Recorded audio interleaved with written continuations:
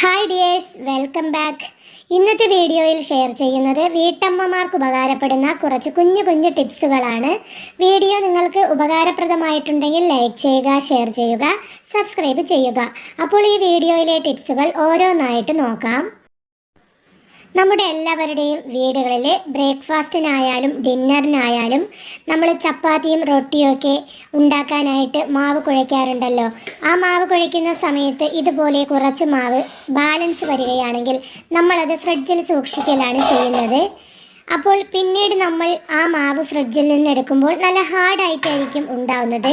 അതിനെ നല്ല സോഫ്റ്റായിട്ട് നമ്മൾ അപ്പോൾ കുഴച്ചെടുത്ത മാവ് പോലെ ആക്കിയെടുക്കുന്നതിനുള്ള ഒരു കുഞ്ഞു ടിപ്പാണ് കാണിക്കുന്നത്. അതിനായി നമ്മൾ കുറച്ച് ചൂടുവെള്ളം എടുത്തതിന് ശേഷം, നല്ല തിളച്ച വെള്ളമായിരിക്കണം എടുത്തതിന് ശേഷം, ആ വെള്ളത്തിലേക്ക് ഈ ഒരു കണ്ടെയ്നർ മുക്കി വെച്ച് കൊടുക്കുക. എന്നിട്ട് ഒരടപ്പ് കൊണ്ട് അടച്ചു കൊടുക്കുക. ഒരു 10-15 മിനിറ്റ് സമയം കഴിയുമ്പോൾ നമുക്ക് ആ മാവ് പുറത്തേക്ക് എടുക്കാം. അപ്പോൾ തന്നെ നനച്ചെടുത്ത മാവ് എങ്ങനെയാണോ നമുക്ക് കിട്ടുന്നത് ആ ഒരു രീതിയിൽ നമുക്ക് മാവ് കിട്ടിയിട്ടുണ്ട്.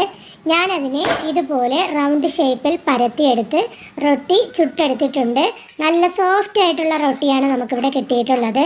നിങ്ങൾ ഇനി പൂരിക്കോ ചപ്പാത്തിക്കോ ഒക്കെ മാവ് കുഴച്ചിട്ട് ഇതുപോലെ ഫ്രിഡ്ജിൽ സൂക്ഷിക്കുകയാണെങ്കിലും ഇതുപോലെ മാവ് ചെയ്തെടുത്താൽ മതി. നമുക്ക് നല്ല സോഫ്റ്റ് പൂരിയും ചപ്പാത്തിയും ഒക്കെ തയ്യാറാക്കാനായിട്ട് സാധിക്കും. അപ്പോൾ ഈ ഒരു ടിപ്പ് നിങ്ങൾക്ക് ഇഷ്ടപ്പെട്ടിട്ടുണ്ടെങ്കിൽ ട്രൈ ചെയ്ത് നോക്കണേ. ഇനി ഈ വീഡിയോയിലെ രണ്ടാമത്തെ ടിപ്പ് എന്താണെന്ന് നോക്കാം. ഇതുപോലെ ചെയ്യുകയാണെങ്കിൽ നമ്മുടെ എല്ലാവരുടെയും വീടുകളിൽ ഹാള് മുതൽ ബാത്റൂം, കിച്ചൺ ഉൾപ്പെടുന്ന എല്ലാ ഭാഗങ്ങളിലും നല്ലൊരു മണമായിരിക്കും എപ്പോഴും ഉണ്ടാകുന്നത്. അതിനായിട്ട് നമ്മളിവിടെ കുറച്ച് ഉപ്പ് ഒരു ചെറിയ ബോക്സിൽ എടുത്തിട്ടുണ്ട്. നിങ്ങളുടെ കയ്യിൽ ഏതൊരു ബോക്സാണോ ഉള്ളത് അതിലെടുത്താൽ മതി. ഇനി ഈ ഉപ്പിലേക്ക് കുറച്ച് കംഫർട്ടാണ് ഒഴിച്ചു കൊടുക്കുന്നത്. ബ്ലൂ കളർ കംഫർട്ടാണ് എനിക്ക് നല്ലൊരു മണം ഫീൽ ചെയ്തിട്ടുള്ളത് മറ്റുള്ള കംഫർട്ടിനേക്കാളും. അതുകൊണ്ട് ഞാൻ ബ്ലൂ കളർ കംഫർട്ടാണ് ഇവിടെ നമ്മൾ ഉപയോഗിക്കുന്നത്. അതിൽ നിന്നും ഒരു മൂടി കംഫർട്ട് ഈ ഉപ്പിലേക്ക് ഒഴിച്ചു കൊടുത്തിട്ടുണ്ട്. ഇനി നല്ലതുപോലെ ഒന്ന് മിക്സ് ചെയ്ത് കൊടുക്കാം. ഇത് മിക്സ് ചെയ്യുന്ന സമയത്ത് തന്നെ നല്ലൊരു മണമാണ് ഉണ്ടാകുന്നത്. നല്ല അടിപൊളി മണമാണിത്. അപ്പോൾ ഇത് നല്ലതുപോലെ മിക്സ് ചെയ്ത് യോജിപ്പിച്ച് കൊടുത്തതിന് ശേഷം നമുക്ക് വേണമെങ്കിൽ ചെറിയ ചെറിയ കണ്ടെയ്നറിലാക്കിയതിന് ശേഷം അതിൻ്റെ അടപ്പ് കൊണ്ട് അടച്ച് അതിൽ ഹോൾസ് ഇട്ട് നമുക്ക് ബാത്റൂമിൻ്റെ ജനലിലും അതുപോലെ ഹാളിലെ ഷോക്കേസിലും കിച്ചണിലും ബെഡ്റൂമിലും ഒക്കെ നമുക്കിത് വെച്ച് കൊടുക്കാവുന്നതാണ്.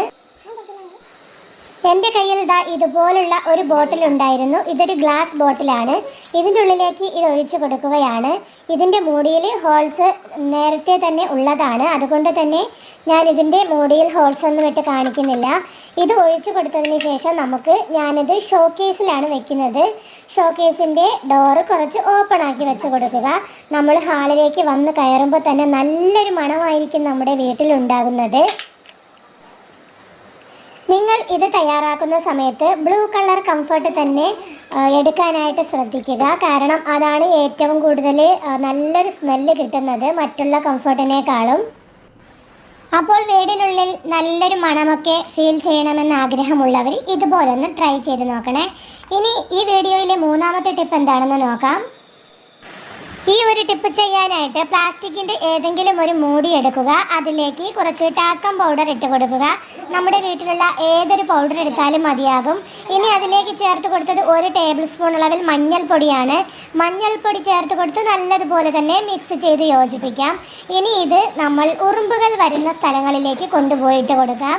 നമ്മുടെ ഡോറിൻ്റെ സൈഡിൽ നിന്നൊക്കെ ചില സമയത്തൊക്കെ ഉറുമ്പുകൾ ഇതുപോലെ മണ്ണ് പുറത്തേക്ക് വലിച്ചിടുന്നത് കാണാറുണ്ട്. അപ്പോൾ അത് ഒഴിവാക്കാനായിട്ട് ഇതുപോലെ ഈ ഒരു മിക്സ് ഇവിടെ ഇട്ട് കൊടുത്താൽ മതി. പിന്നെ അവിടെ ആ ഒരു ഭാഗത്ത് ഉറുമ്പിൻ്റെ ശല്യമേ ഉണ്ടാകത്തില്ല. നമുക്ക് എവിടെയൊക്കെ ഉറുമ്പ് ശല്യമുണ്ടോ അവിടെയൊക്കെ ഈ ഒരു പൊടി വിതറി കൊടുക്കാവുന്നതാണ്. ഈ ഒരു ടിപ്പും നിങ്ങൾക്ക് ഇഷ്ടപ്പെട്ടിട്ടുണ്ടെങ്കിൽ ട്രൈ ചെയ്ത് നോക്കണം. ഈ വീഡിയോയിലെ നാലാമത്തെ ടിപ്പ് എന്താണെന്ന് നോക്കാം. നാലാമത്തെ ടിപ്പ് ചെയ്യാനായിട്ട് ഞാനിവിടെ 3 ചന്ദനത്തിരിയാണ് എടുത്തിട്ടുള്ളത്. നമ്മുടെ വീട്ടിലുള്ള ഏത് ചന്ദനത്തിരി എടുത്താലും മതി. നല്ല തിളപ്പിച്ച വെള്ളത്തിലേക്ക് തിളച്ച വെള്ളം ഒരു പാത്രത്തിലേക്ക് ഒഴിച്ചു കൊടുത്തതിന് ശേഷം ഉപയോഗിക്കാത്തൊരു പാത്രം വേണം എടുക്കേണ്ടത്.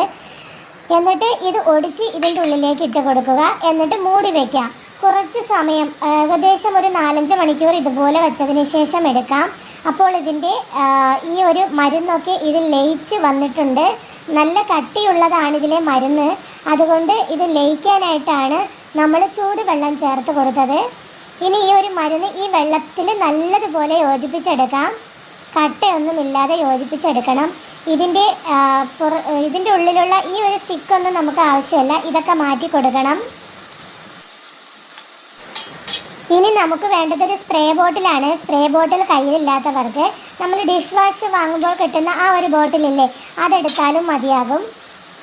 ഈ വീഡിയോ കുറച്ച് ഇരുട്ടായിപ്പോയി, കാരണം ഞാനിത് രാത്രിയിലാണ് ഈ ഒരു വീഡിയോ എടുക്കുന്നത്. നല്ല മഴയുമുണ്ട് ഈ സമയത്ത്. ഇനി ഇതിൻ്റെ മരുന്നൊന്നും ഉള്ളിൽ പോകാത്ത രീതിയിൽ ഇതിൻ്റെ ഉള്ളിലേക്ക് ഒഴിച്ചു കൊടുക്കാം. ഈ കട്ടകൾ ഇതിൻ്റെ ഉള്ളിലേക്ക് പോയി കഴിഞ്ഞാൽ ഇതിൻ്റെ സ്പ്രേയറിൽ കുടുങ്ങാൻ സാധ്യതയുണ്ട്. അതുകൊണ്ട് ഇതിൻ്റെ കട്ടകളൊന്നുമില്ലാതെ ഇതിൻ്റെ വെള്ളം മാത്രം വേണം എടുക്കേണ്ടത്.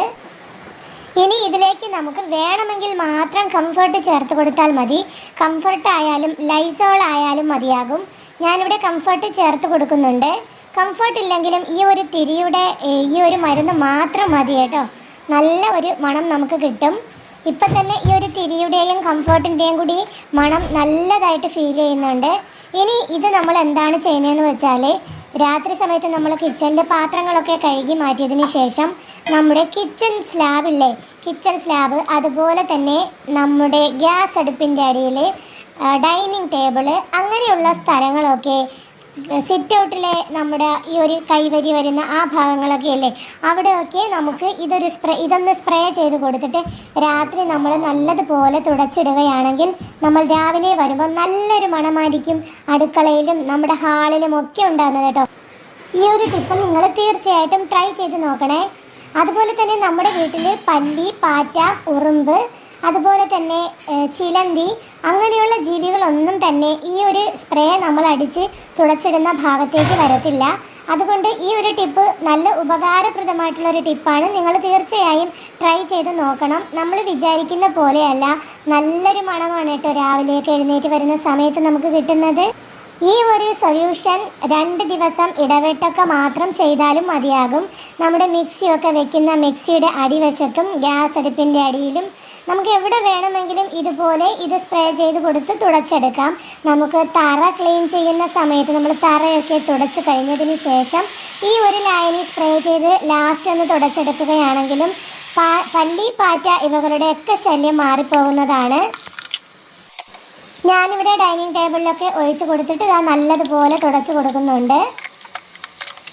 അപ്പോൾ ഇഷ്ടപ്പെട്ടെങ്കിൽ ഇത് ട്രൈ ചെയ്ത് നോക്കണേ. ഇനി ഈ വീഡിയോയിലെ നെക്സ്റ്റ് ടിപ്പ് എന്താണെന്ന് നോക്കാം.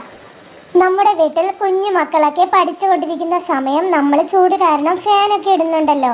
ആ ഒരു സമയത്ത് ഫാനിൻ്റെ കാറ്റടിച്ചിട്ട് നമ്മൾ എഴുതിക്കൊണ്ടിരിക്കുന്ന പേപ്പറും അല്ലെങ്കിൽ വായിച്ചു കൊണ്ടിരിക്കുന്ന ടെക്സ്റ്റിൻ്റെ പേപ്പറൊക്കെ പറന്നു പോകാതിരിക്കാനായിട്ടുള്ളൊരു കുഞ്ഞു ടിപ്പാണ്. നമ്മൾ എഴുതാൻ ഉപയോഗിക്കുന്ന പേനയുടെ അതേ അടപ്പ് കൊണ്ട് തന്നെ ഇതുപോലൊന്ന് പേപ്പറിൽ വെച്ച് കൊടുക്കുകയാണെങ്കിൽ കാറ്റൊക്കെ അടിക്കുന്ന സമയത്ത് ഈ പേപ്പർ പാറിപ്പോകാതിരിക്കും. അപ്പോൾ ഇതും ഒന്ന് ട്രൈ ചെയ്ത് നോക്കണേ. പിന്നെ അതുപോലെ തന്നെ നമ്മുടെ വീഡിയോ നിങ്ങൾക്ക് ഇഷ്ടപ്പെട്ടിട്ടുണ്ടെങ്കിൽ നിങ്ങളുടെ ഫീഡ്ബാക്ക്സ് കമൻ്റായിട്ട് രേഖപ്പെടുത്തണേ. അതുപോലെ തന്നെ ലൈക്ക് ചെയ്യാനും ഷെയർ ചെയ്യാനും സബ്സ്ക്രൈബ് ചെയ്യാനൊന്നും മറന്നു പോകല്ലേ. അപ്പോൾ എൻ്റെ വീഡിയോ ഇത്രയും സമയം കണ്ടിരുന്ന എൻ്റെ എല്ലാ കൂട്ടുകാർക്കും ഒരുപാട് നന്ദിയുണ്ട്. അടുത്തൊരു വീഡിയോയുമായി ഇൻഷാ അല്ലാഹ് ഞാൻ ഉടനെ വരുന്നതായിരിക്കും. അതുവരേക്കും എല്ലാ കൂട്ടുകാർക്കും ബൈ ബൈ. അസ്സലാമു അലൈക്കും.